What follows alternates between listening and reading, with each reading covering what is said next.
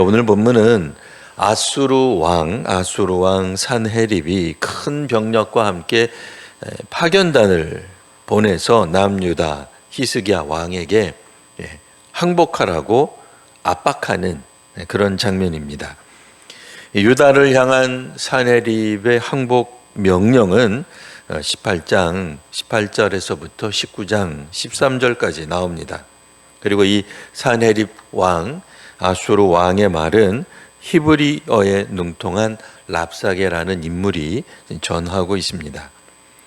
랍사게가 첫 번째 한 연설은 오늘 우리가 읽지 않았습니다만 18장 19절에서 25절에 나오는데요. 그 내용은 한 문장으로 요약하면 아수르만이 유다가 의지할 대상이다 라고 주장합니다. 이 산헤립 왕은 왜 아수르를 의지해야 하는지 근거 셋을 이야기했습니다. 첫 번째는 남유다 왕 히스기야의 전략과 군사력은 믿을 수 없다라고 하는 것입니다. 또 실제로 당시 아수르는 이미 유다의 여러 성읍들을 점령했습니다. 그러니 남유다는 무력하다 할 것입니다. 또 두 번째로는 외교적으로 이집트를 믿을 수 없다라고 주장했습니다. 그러니까 우리가 읽은 이 열왕기 본문에는 히스기야 왕이 남왕국이 이집트를 의지했는지 직접적으로 언급되고 있지는 않습니다. 하지만 남왕국도 북왕국처럼, 그러니까 북왕국도 망하기 직전에 갑자기 친아수르 정책을 포기하고 반아수르 정책으로 변했죠. 그러면서 그 대안으로 친애굽, 친이집트 정책, 그러니까 이집트 열풍이 불었던 적이 있습니다. 마찬가지로 남왕국 유다도 오늘 우리가 읽은 본문에는 나오지 않지만 친이집트, 이집트 열풍이 불었던 것이 사실입니다. 이 세 번째로 또 종교적으로 여호와는 의지할 대상이 되지 못한다 이렇게 주장을 했습니다. 산헤립 입장에서는 히스기야가 산당과 또 여러 제단들을 제거하고 예루살렘 제단에서만 예배하라고 행한 것, 그의 종교개혁을 매우 비난합니다. 그는 이제 잘못 알고 있었던 것 중에 하나가 남유다 백성들이 여호와 신앙의 열중이었다고 생각해요. 굉장히 열심이었다. 근데 남유다 백성들의 열심은 어디에 있었어요? 예루살렘 성전을 중심으로 있지 않고 산당들, 산 위에 있는 제단들, 때로는 노소로 만든 뱀, 이런 것들을 숭배하는 것이 남유다 국민들이 하고 있는 그 국민적 정서에 맞는 여호와 신앙이라고 생각을 한 거예요. 그런데 히스기야 왕이 된 후에 그와 같은 산당 제사니, 산 밑에서 하는 제사니, 혹은 노뱀 숭배를 모두 금지했단 말이에요. 그러니 이제 이 남유다의 신앙에 대해서 잘 못 알고 있는 이 산헤립 왕은 뭐라고 주장을 했냐면, 히스기야가 백성들의 신앙을 방해했으니 백성들은 여호와를 잘 믿고 있는데 이거를 히스기야가 엉뚱하게 방해를 했으니 그들의 신 여호와도 히스기야 왕을, 그 히스기야 정부를 돕지 않을 것이다. 이렇게 이제 주장을 한 겁니다. 그래서 여호와 신뢰 못할 걸, 그러니까 이 말은 여호와를 도무지 인정 안 한다는 뜻이 아니라 이스라엘의 신으로 인정하는데 히스기야 왕이 여호와 신앙을 제대로 못했으니 아니 어떤 신이 그런 정부를 돕겠느냐, 이런 의미로 이야기를 한 겁니다. 심지어 24절, 25절에는 자기가 산헤립 왕이 왜 내가 예루살렘을 이렇게 점령하기 직전까지 왔느냐, 이거 너희들의 신 여호와가 나한테 명령했기 때문이다, 부탁했기 때문이다 라고 이야기한 겁니다. 그러니까 히스기야 왕이 여호와 신앙의 최선봉에 선 게 아니라 산헤립 아수르 왕 자기가 마치 여호와의 사자인 것처럼, 여호와의 메신저인 것처럼 이렇게 황당한 주장을 했던 겁니다. 자, 그리고 이제 오늘 우리가 읽은 28절에서 이제 28절에서 이제 37절 사이에 나오는 이 연설이, 이제 우리는 이제 31절부터 읽었습니다만, 이 랍사게라고 하는 이 히브리어가 능통한 아수르 신하가 이제 두 번째 연설을 합니다. 뭐 첫 번째 했던 연설하고 그 비슷한 얘기예요. 랍사게는 계속해서 이야기하기를 히스기야 왕의 말은 모두 거짓이다, 뭐 이렇게 이제 주장을 합니다. 히스기야는 뭐라고 주장했느냐? 남유다 왕 히스기야는 여호와께서 반드시 우리를 건지실 것이요 예루살렘이 아수르 왕의 손에 넘어가지 않을 것이다 라고 말하고 있는데, 이거는 백성을 속이는 말이다, 이렇게 이제 주장을 한 겁니다. 그래서 이 남유다 백성들은 어서 너희들의 왕 히스기야가 여호와를 의뢰하라는 그런 권면을 더는 할 수 없도록 하지 못하도록 나서라, 우리식으로 말하면 민중 봉기를 해라고 선동을 합니다. 그러니 자연스럽게 결론은 유다의 살 길, 남유다의 살 길은 항복뿐이다 라고 말을 한 겁니다. 32절에 너희가 살고 죽지 아니하리라, 이거 이제 아수르 왕이 하는 얘기죠. 항복을 하면 아수르로부터 특혜도 받고 너희들의 자유가 보장될 것이다. 너희들의 현실을 직시해라 말이에요. 지금 사태가 어떻게 흘러가는지 두 눈으로 똑똑히 보고 있지 않느냐, 이렇게 얘기를 한 겁니다. 그리고 이제 랍사게라고 하는 아수르의 신하가 이야기하기를 우리 아수르 왕의 권세는 여러 민족들의 신 다 합친 것보다 훨씬 더 강하다. 자, 역사적으로 보자 말이에요. 어떤 민족의 신이 자국 땅을 건진 적이 있냐? 그러니까 자기네들로부터, 아수르로부터 건진 적이 있느냐? 구원한 적이 있느냐?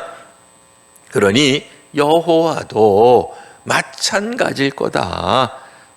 34절 봐라. 우리 성도님들이 읽은 구절이죠. 거기 보시면 수많은 민족들이 나오는데 그 민족들이 어떻게 됐다는 거예요? 다 지지 않았느냐? 맨 마지막에는 누구까지 졌어요? 사마리아도 북왕국이죠. 사마리아도 너희들이 자랑, 그러니까 남유다, 너희들의 그 형제 국가라고 불리우는 북왕국 사마리아도 우리 아수르가 점령한 바 있다. 그 얘기예요. 그러니 여타 민족의 신들이 다 아수르 왕의 권세 앞에 무릎 꿇었는데 너희 남유다라고 해서 뭐가 다르겠느냐, 그런 얘기를 합니다. 자, 오늘 마지막 부분에 보시면 이런 선동에 대해 유다 백성, 남왕국 백성들이 아무런 대답도 하지 않습니다. 너무 그러니까 정확한 얘기를 해서 할 말이 없어서 침묵한 게 아니고, 이거는 왕명이 있었기 때문에 그래요. 랍사게에게 어떤 얘기도 하지 마라, 대답도 하지 마라는 왕명이 있었기 때문입니다. 그래도 백성들이 히스기야 왕을 믿고 따랐다는 일종의 반증, 증거가 되는 내용입니다. 성도 여러분, 우리는 그 바람 앞에 등불 같은 국가적 위기 앞에서 국민 여러분, 우리는 하나님을 믿어야 합니다, 이렇게 이야기한다면 아마 오늘날 우리는 어떤 생각을 하게 될까요? 야, 저 대통령이 저런 얘기를 한다니 정말 대책이 없구만 이라고 말할 것입니다. 실제로 우리가 손으로 만질 수 있고 또 볼 수 있는 무슨 위기 대응 매뉴얼 같은 것들이 있어야 이거 믿을만 하지, 아무것도 없고 제시하는 것도 없이 단지 하나님만 믿으십시오. 자기가 우리나라에는 없습니다만 자기가 무슨 종교부 장관이야 뭐야? 어떻게 그 나라님이 그런 얘기를 하냐 말이에요. 당시 우리 성경에 기록된 당시 역사적 사실은 아수르 강대국 맞습니다. 북왕국 이스라엘을 거의 함락 직전까지 왔다는 게 맞습니다. 실제로 아수르는 남왕국의 상당한 성읍들을 이미 함락한 거예요. 오늘날 우리들이 생각해 보건대 통계에 따르면 이 아수르가 점령한, 아수르가 공격한 이걸 이제 통계를 보면 남한국이 완전히 함락되는 건 기정사실이라고 봐도 무방하다, 그 얘기입니다. 오늘날에는 이런 객관적 사실, 과학이 말하는 것, 그리고 종교, 믿음이 말하는 것 사이에 틀릴 때, 다를 때 과학을 우선시하는 그런 경향이 있습니다. 과학 우선시하는 게 당연하죠. 심지어는 신앙인들도 가정과 일터에서, 교회와 사회에서 위기를 극복하는 방법을 믿음의 목소리보다는 역사의 소리, 현장의 소리, 현실의 소리를 더 따르기도 합니다. 그러니 오늘날 우리가 교회에서 자녀 양육의 열쇠는 부모의 헌신과 기도입니다, 이렇게 얘기하면, 아니 무슨 얘기입니까? 아이는 스스로 잘하는 거지, 부모의 신앙과 기도가 아이 성장과 무슨 상관이 있는 거냐, 이렇게 얘기할 겁니다. 역사적으로는 일제로부터의 해방은 국민들의 염원과 독립투사들의 활동을 통해 이루어진 거지, 교회가 말하듯 하나님 섭리 같은 그런 종교적 믿음이 낄 자리가 아닌 거요, 이렇게 아니다라고 이제 말한다 말입니다. 오늘 본문은 당시 강대국, 이거는 분명한 사실입니다. 역사적 사실이에요.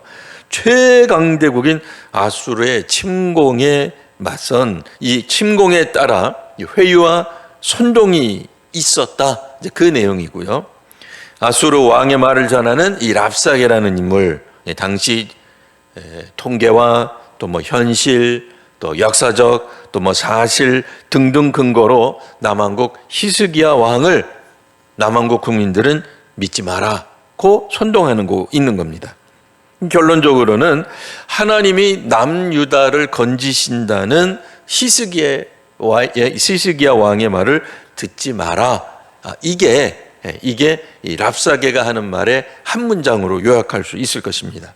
하지만 우리는 아직 다 읽지 않았습니다만 백성들이 침묵하는 가운데 한 가지 희망을 보게 됩니다. 어떤 믿음의 소리를 우리는 여기서 결론을 낼 수 있을까요? 아무리 과학적 근거를 가지고, 역사적 사실을 가지고 아수르 왕이 회유와 선동한다 할지라도 우리는 하나님이 성도님들의 가정과 일터를 지켜주실 줄 믿는다라고 하는 것입니다. 하나님이 이 땅의 교회와 사회를 위기 가운데서 건지실 줄 우리는 믿음으로 고백합니다. 다시 한번 하나님이야말로 하나님만 의지함으로써 우리의 민족의 혹은 사회적 혹은 가정과 개인의 위기를 벗어날 줄 믿는 그런 믿음의 시간, 또 기도의 시간이 되시기를 바랍니다. 기도하겠습니다.